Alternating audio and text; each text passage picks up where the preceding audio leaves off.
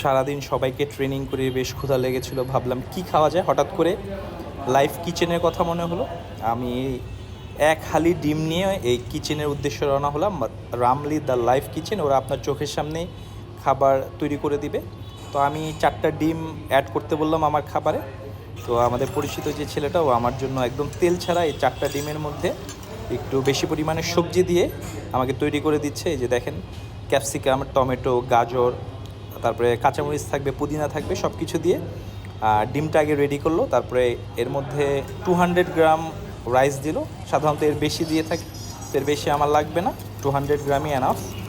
একদম অনেক ধরনের মশলা এতে ইউজ করে, তেল ইউজ করে, আমি এগুলো সবগুলোই রিডিউস করে দিয়েছি।